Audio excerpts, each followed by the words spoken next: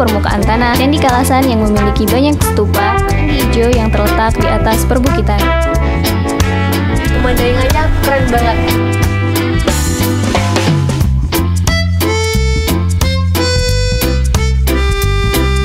Travel Diary, beda langkah, beda cerita, satu catatan. Assalamualaikum warahmatullahi wabarakatuh. Halo Safe Traveler, jumpa lagi bersama saya Aprilia Dewi Utami. Tetap di acara Travel Diary, beda langkah, beda cerita, satu catatan. Nah, sekarang April sudah berada di daerah Kaliurang, tepatnya masih di daerah Yogyakarta. Sekarang April mau ngajakin para Safe Traveler untuk mengunjungi tempat wisata yang ada di Kaliurang. Seperti apa keseruannya? Ikutin April terus ya.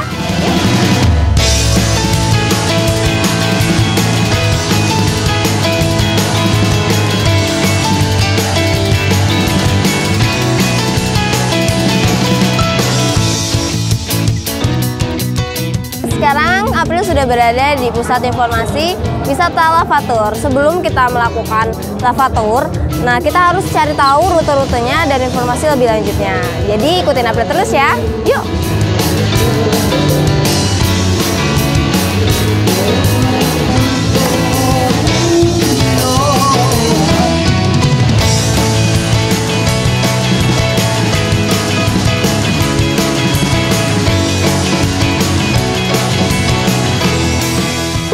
Assalamualaikum, selamat siang Pak. Saya April dari Travel Diary. Oke, Pak mau nanya-nanya nih Pak, rute buat ini besok Lavatur. Ya oke. Untuk nanti pakai ada beberapa rute ya. Yang pertama rute short, medium dan long.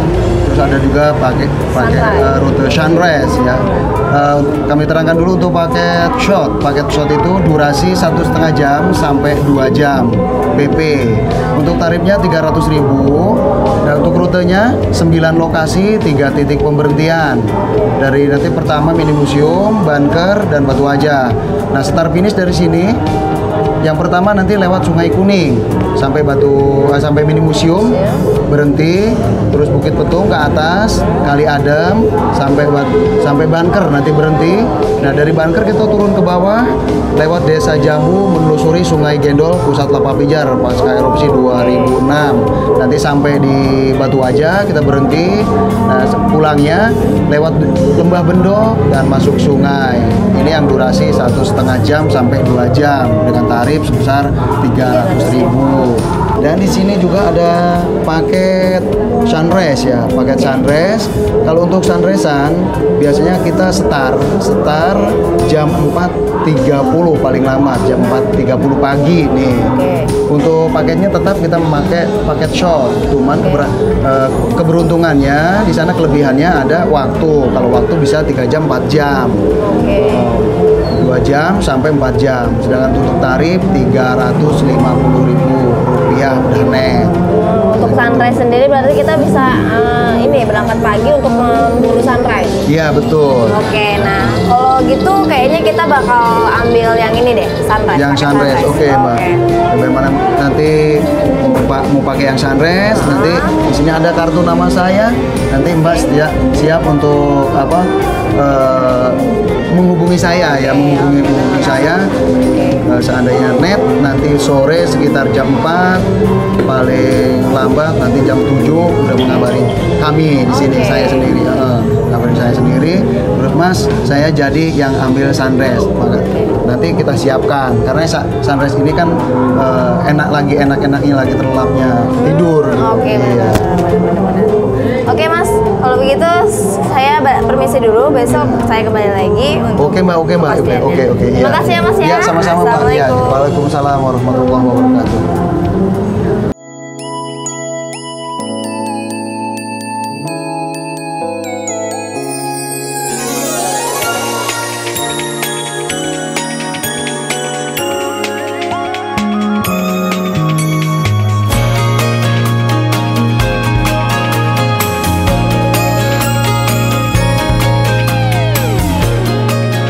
Nah, selain Batu Alian, di sini bisa dijadikan sebagai tempat apa lagi, Pak? Kalau di sini setiap pagi dipakai untuk sunrise. Untuk berburu sunrise. Iya, untuk berburu sunrise, untuk objek wisata selain batu wajah. Oh gitu. Iya. Oke, nah setelah dari maksudnya dari desa Jambu ini, kita langsung kemana? Kita naik ke Pasir Panas. Oke. Itu di desa Kaliadem namanya. Kaliadem. Ya, jadi di situ nanti ada pasir panas. Oke. Ada bunker. Oke. Nah, nanti baru kita ke sana. Ya. Yaudah. Safe Traveler, setelah dari desa Jambu ini, sekarang April mau langsung lanjut ke Pasir Panas. Yuk Pak.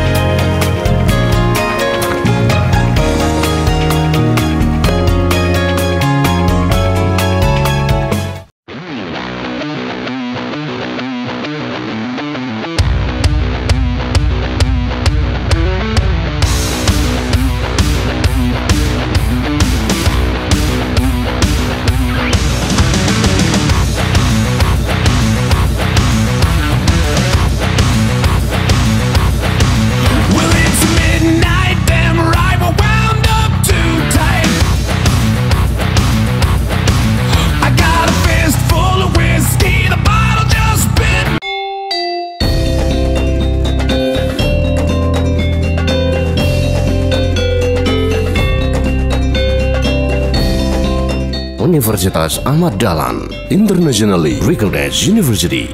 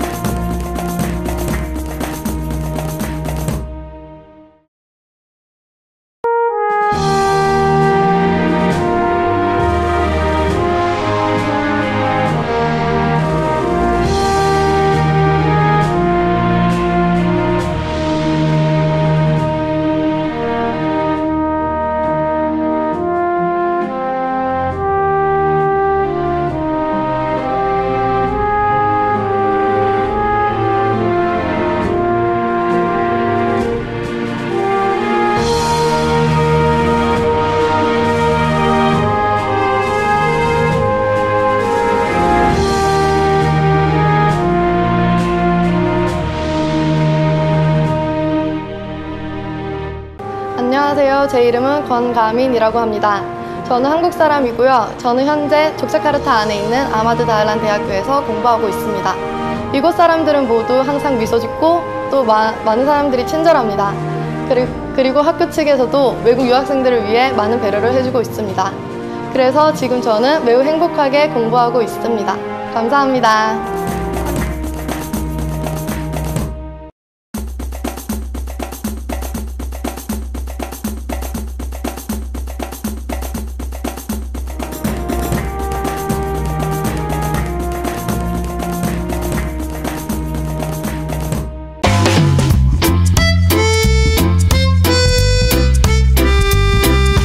Travel Diary, beda langkah, beda cerita, satu catatan.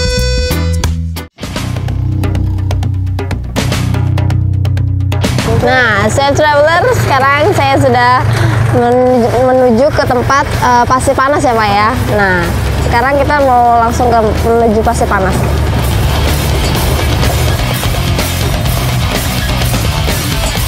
Ini kita masuk di batas desa. Batas desa? Antara Desa Jambu dengan? Jambu sama desa Kaliadem.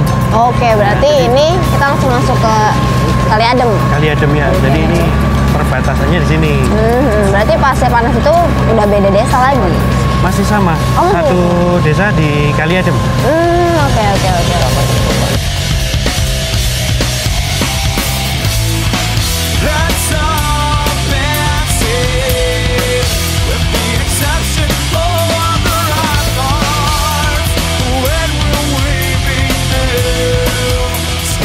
Nah, Safe Traveler, perjalanannya mulai terlihat banyak berbatu.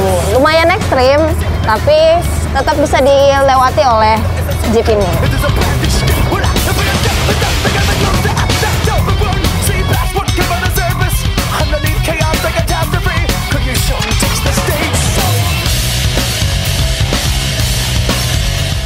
Nah, Safe Traveler, sekarang April sudah berada di kawasan Pasir Panas. Nah, sekarang April mau langsung nyobain sensasi panasnya Pasir Panas. Yuk!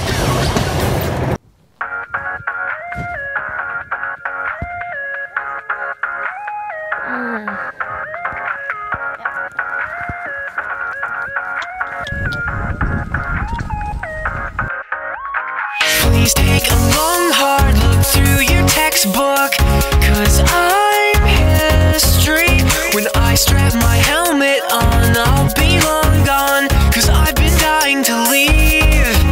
Yeah, I'll ride the range and hide all my loose change in my bedroll. Nah, sekarang saya sudah berada di atas pasir yang Panas, memiliki ya, uap itu ya, yang pasir memiliki panas uap. itu ya Pak. Sekarang saya cobain dulu ya.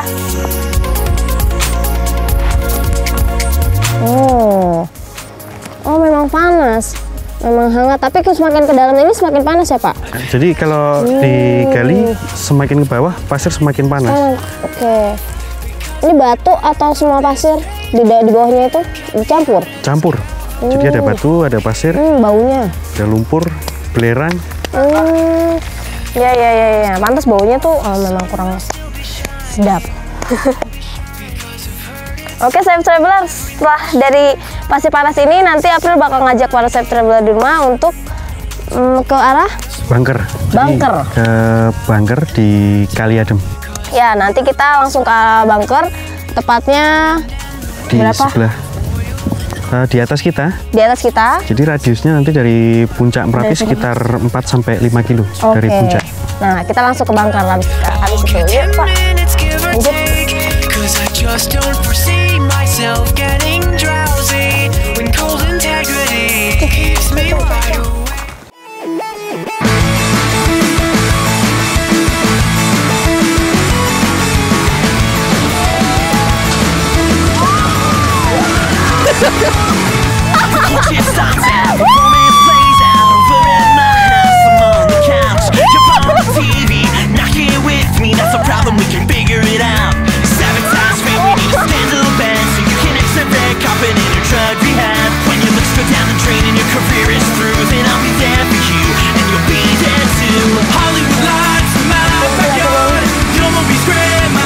Nah, sudah sampai di bunker.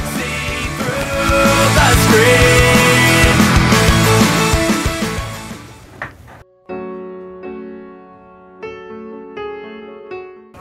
Nah, Safe Traveler, sekarang April sudah berada di bunker. Nah, Bapak bisa jelasin nggak Pak, bunker ini di sini untuk apa? Jadi bunker ini sebenarnya tempat untuk perlindungan, tapi dari awan panas, bukan Ya. untuk material Merapi. Oke. Jadi kalau untuk material, bukannya nggak kuat.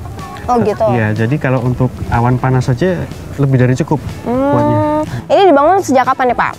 Ini antara 2004-2005. 2004-2005. Tahun 2006, erupsi tahun 2006, sudah mulai nggak berfungsi. Oh, nah jadi 2006 ini udah nggak difungsikan lagi? Nggak difungsikan karena 2006 terjadi erupsi, nah, itu memakan 2 korban di dalam bunker sini.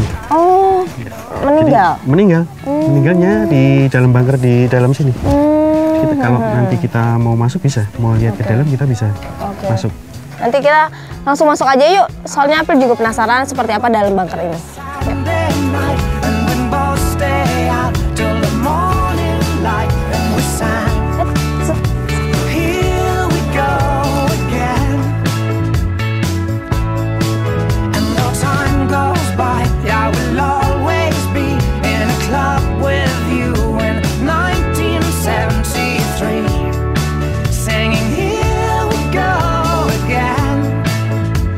Nah, Safe Traveler, sekarang April sudah berada di dalam bunker nih. Nah, sekarang Bapak bisa jelasin nggak Pak, bunker ini bisa berisi berapa orang kira-kira? Jadi bunker ini berkapasitas untuk kurang lebih 50 orang. 50 orang. Jadi peralatan di dalam bunker sini juga sudah ada. Apa Jadi aja, ada Pak? listrik, ada tabung gas, ada toilet, ada dapur. Dulu tahun 2006, waktu erupsi 2006 yang meninggal 2 orang di sini. Oh gitu. Nah, itu relawan dari Arta Gaha 1, Satu lagi? satu lagi penduduk sini, warga sekitar sini. Itu kira-kira di mana posisi mereka pada Dulu saat mereka posisinya yang satu di kamar toilet? mandi, Oke. yang satu persis di depan pintu kamar mandi. Oke, nah Pak luasnya sendiri kira-kira berapa nih Pak? Oh, saya kurang begitu tahu. Cuman kapasitasnya 50. Untuk 50. Dan ini apa nih Pak? Ini kok ada di tengah-tengah? Ini lumpur. Kemarin erupsi tahun 2010 kemarin kemasukan lumpur lagi. Nah ini kan sudah rata karena lumpur, akhirnya ini digali, disisain tanah, memang disisain segini. Jadi cuman untuk dokumentasi aja, untuk tanda aja bahwa kemarin sudah kemasukan lumpur lagi. Oke. Nah, Safe Traveler, sekarang saya sudah berada di dalam bunker yang sudah tidak difungsikan lagi sejak tahun 2010. 2006. Oh, 2006. Setelah erupsi tahun 2006. Sekarang kalau dari sini kita langsung kemana nih Pak kira-kira? Sekarang kita selesai dari sini kita ke museum ini. Museum ini? Oke. Lanjut langsung nih Pak. Oke. Yuk. Oke, Safe Traveler, sekarang April bakal ngajak Safe Traveler untuk lanjut ke museum ini. Tapi sebelumnya kita akan kemana, Mak? Bukit Petung. Bukit Bambang. Oke, nanti kita langsung ke Bukit Bambang melewatinya, baru kita langsung ke museum ini. Oke, tetap di Travel Diary, beda langkah, beda cerita, satu catatan. Let's go, Pak. I was born in the arms of imaginary friends. Free to roam, made a home out of everywhere I've been. Then you come crashing in like the realest thing. Try my best to understand.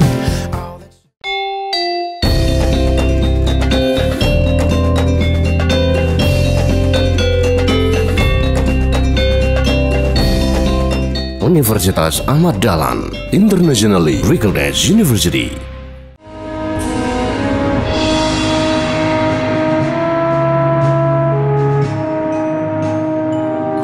Universitas Ahmad Dahlan adalah perguruan tinggi Muhammadiyah yang unggul dan mampu beradaptasi terhadap perubahan global dan secara berkelanjutan menghasilkan lulusan yang berdaya saing tinggi dan mampu menjaga moral and intellectual integrity dalam kehidupan.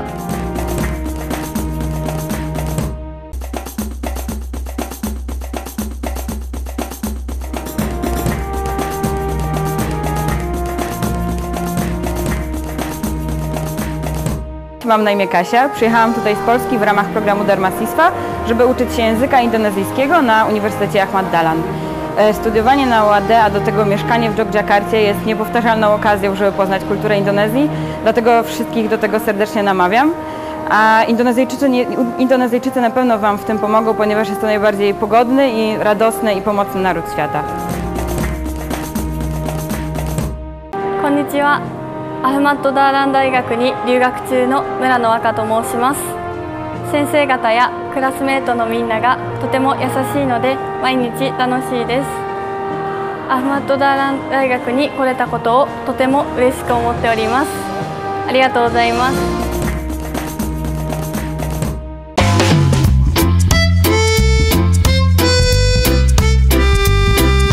Travel Diary, beda langkah, beda cerita, satu catatan.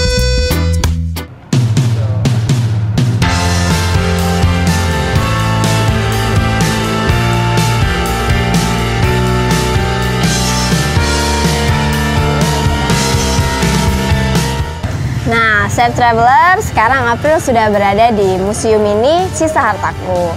Nah, sekarang April sudah bersama dengan Bapak Srianto, pemilik dari museum ini. Nah Pak, bisa dijelasin nggak Pak kepada Sofi Traveler di rumah kapan didirikannya museum ini dan terinspirasi dari mana Bapak untuk mendirikannya? Oke, ya. Untuk waktu berdirinya saya sendiri juga tidak istilahnya tidak pasti karena cuman seiring berjalannya waktu setelah rumah saya atau kampung saya hancur.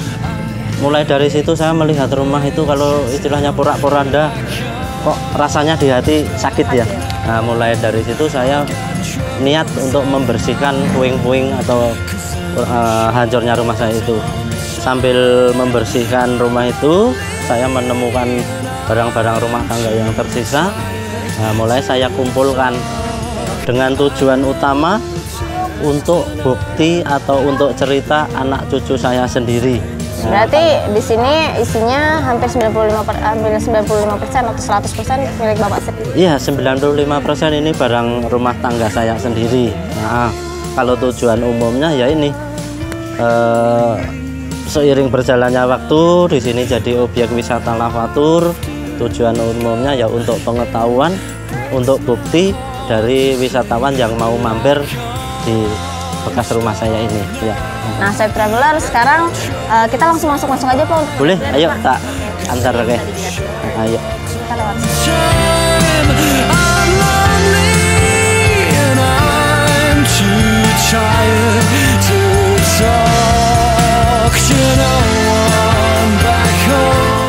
Nah, Safe Traveler, sekarang April sudah berada di jam peninggalan hasil dari erupsi kemarin. Sisa erupsi dari kemarin Merapi gitu. Nah Pak, bisa dijelasin ini benar nggak jamnya benar pas pada saat kejadian itu? Ya, ini bisa jelasnya ya Mbak April ya. Ini bukti otentik karena dari bekas jam ini bukan rekayasa, tidak dibikin-bikin ya, tidak dibuat-buat. Karena ini dulu jam ini tak tinggal ngungsi dalam kondisi hidup. Nah, waktu rumah saya atau kampung saya ini diterjang awan panas atau wedhus gembel, jam ini langsung ketimbun pasir panas. Nah, ini buktinya ya, ini bukti waktu hancurnya habisnya kampung saya ini. Waktunya ini jamnya jam 12 malam lebih 5 menit 41 detik. Ya ini bukti waktunya, atau dengan kata lain kehidupan warga di sini dari titik nol kembali. Ya, karena semua harta benda ternaknya udah habis gitu Mbak. Ada filosofi sendiri dari berhentinya jam ini. Nah, Safe Traveler ini bisa dijelasin juga nggak Pak kepada Safe Traveler apa aja yang masih tersisa dari sisa harta dari rumah Bapak ini? Iya, oke. Terutama juga ini ya, terutamanya sisa-sisa barang rumah tangga. Juga sebagai bukti ini ada salah satu juga barang-barang sisa pengolahan kopi tradisional, dikarenakan dulu kampung saya ini desa wisata. Iya, agro utamanya kopi Arabica. Dan pembuatannya di sini? Iya, dibuat secara tradisional di sini. Kalau secara pakai mesin itu juga di sini juga, karena di sini juga lengkap alatnya. Ini juga ini yang lain ini juga alat kerajinan ibu-ibu PKK di sini. Nah, Safe Traveler, mungkin sekian penjelasan dari Bapak Srianto, dan sekarang saya mau lihat-lihat aja nih ke dalam seperti apa. Ya Pak, terima kasih ya Pak. Sama-sama.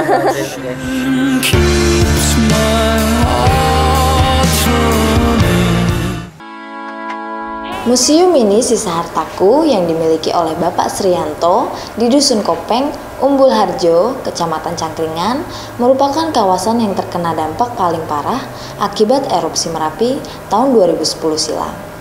Kawasan ini pun menjadi daya tarik para wisatawan dari berbagai daerah, mulai dari bekas botol yang meleleh, dokumen-dokumen, pakaian, peralatan rumah tangga, dan lain-lainnya. Namun, di antara semuanya, Bapak Srianto memilih 2 peninggalan yang menurutnya memiliki arti penting dalam hidupnya, yaitu kerangka sapi utuh dan jam dinding yang menunjukkan angka pukul 12 lebih 5 menit 40 detik hari Jumat 5 November 2010. Jam itulah yang mengabadikan saat awan panas menghancurkan kawasan ini.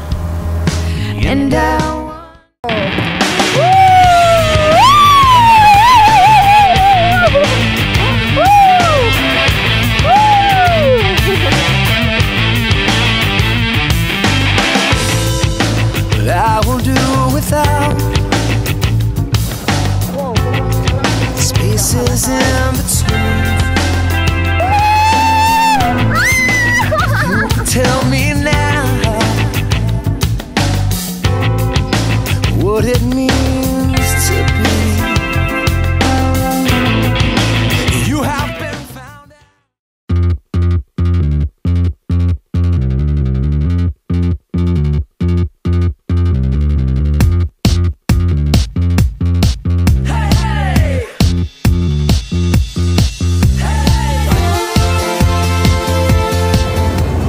Assalamualaikum. Waalaikumsalam. Saya April dari Travel Diary dengan Ibu.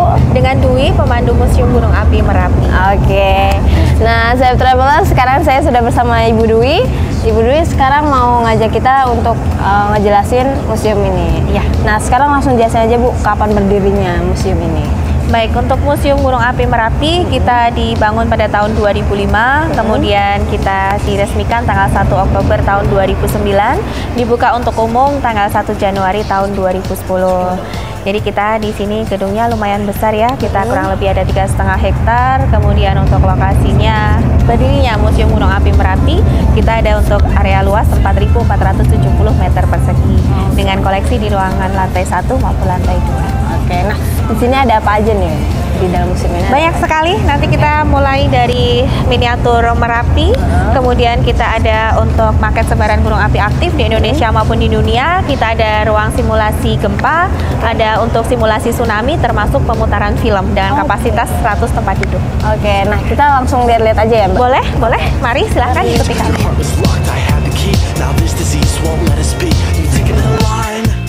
Baik, ini untuk maket sebaran gunung api aktif. Yang sebelah kiri ada di Indonesia, yang sebelah kanan kita ada di dunia.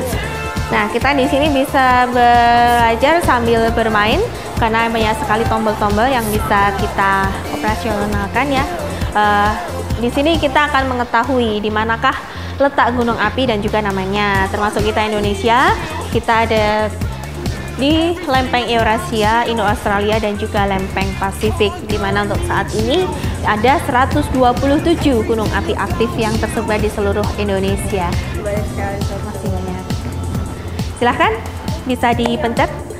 Kalau dari Nangla Aceh kita mulai dari Jaboy. Ya, Jaboy yang paling atas. Ini warnanya hijau karena terpantau setelah tahun 1600 atau sebelumnya tidak terjadi letusan, tapi dia masih aktif dan keluarnya itu hanya berupa asap sulfatara maupun fumarola. Di sini ada beberapa peralatan. Dimulai dari ini. Yang digunakan dalam pemantauan aktivitas Gunung Merapi. Gunung Merapi ini dipantau 24 jam. Nah, ini salah satu alat yang sederhana yang kita mungkin semuanya di rumah sekarang sudah ada. Namanya komputer. Nanti untuk macam-macam ya, data yang tidak dapat di lapangan, untuk kamera CCTV, maupun untuk mengaktifkan beberapa peralatan yang ada di lapangan maupun di pos pemantauan. Ini juga ada alat namanya seismometer. Ini dia bekerja nanti untuk ditanam di bawah tanah, menangkap vibrasi energi gempa, lalu akan ditransfer sinyalnya dan akan ditangkap oleh alat namanya seismograf. Lalu dia akan mencatat gempa getarannya. Getaran gempanya. Setelah itu ini untuk contoh batu-batu yang dikeluarkan ketika Merapi bererupsi. Ini namanya endapan awan panas. Karena prosesnya dia berbeda, nanti akan beda lagi dengan batuan lava, akan berbeda lagi dengan istilah yang namanya bom gunung api. Jadi kalau ini endapan awan panas, ini merupakan istilah awan panas ini kalau bahasa lokalnya kita menyebutnya dengan modus gembel. Gitu. Karena bentuknya yang seperti gumba yang bergulung-gulung. Jadi awan panas ini merupakan nama lain aliran suspensi material dari bongkah batu yang terbesar sampai debu. Nanti akan jatuh turun menuruni lereng lembahnya, lalu bersama dengan satuan gas vulkanik tertentu. Untuk teksturnya ini cenderung lebih keras atau tipikal kalau dari Merapi andesit, jenisnya andesit. Ya, cenderung ke andesit. Kemudian untuk lavanya kita juga bisa bom gunung api.